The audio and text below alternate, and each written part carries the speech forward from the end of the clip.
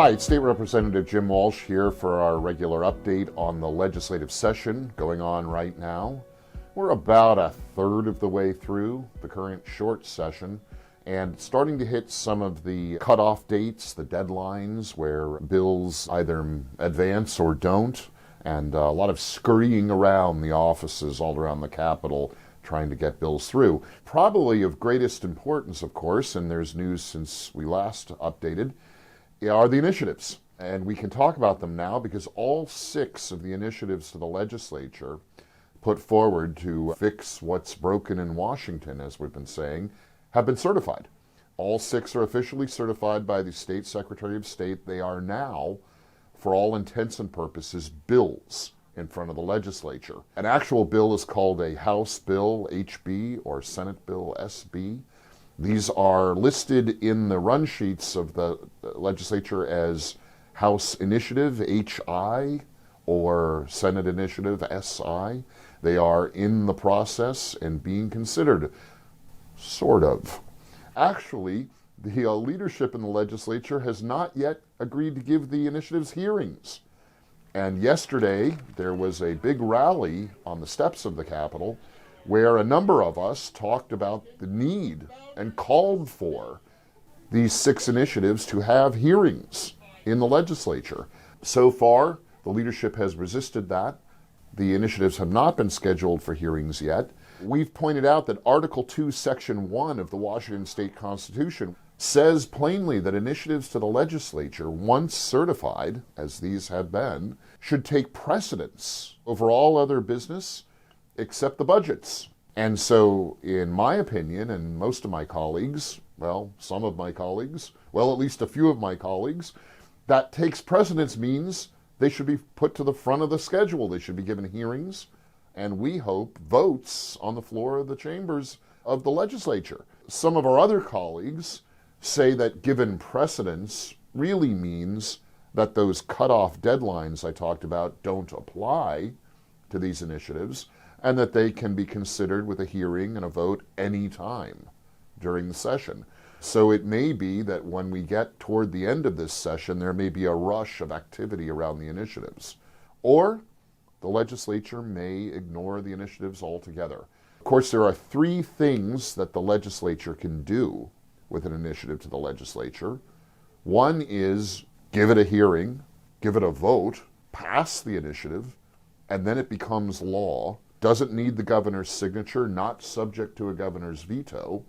So the governor's a little frustrated. He's not part of this process at all. The other thing that the legislature can do is ignore the initiative completely, give it no action, no vote, in which case it goes to the people for a vote at the next general election.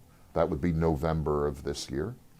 And then the third thing the legislature can do with an initiative to the legislature is it can pass one alternative. So it can put an alternative version of the initiative together with the initiative. The legislature has to pass that alternative with a majority vote through both chambers.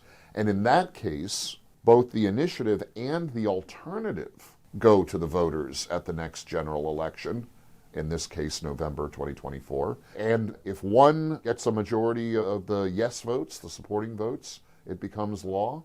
If both get a majority, in that case, the one that gets more votes takes precedence and becomes law, and the other does not.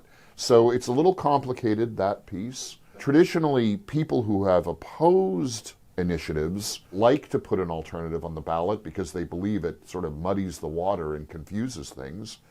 I don't think that really applies in this case because the 6 initiatives are very clearly written and clear policy points, but we'll see. To refresh, the 6 initiatives are Initiative 2113, which restores police pursuits of criminals or criminal suspects. Initiative 2117, which repeals the disastrous state cap-and-trade tax scheme. Initiative 2081, which creates a parent's Bill of Rights in state law with a particular focus on parental notification of anything affecting the lives of minor children. Initiative 2109, which repeals the state's new capital gains income tax.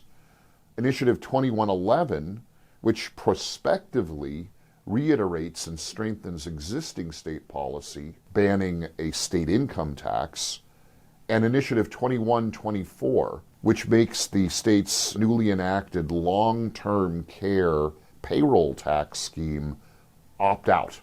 If you choose to opt out of it, you don't have to pay the payroll tax. So those are the 6 initiatives. Each of them addresses a point in public policy that is of great interest to Washingtonians. And these initiatives are widely popular. They really cross party lines and demographic lines to get very broad support. But now it's up to the legislature.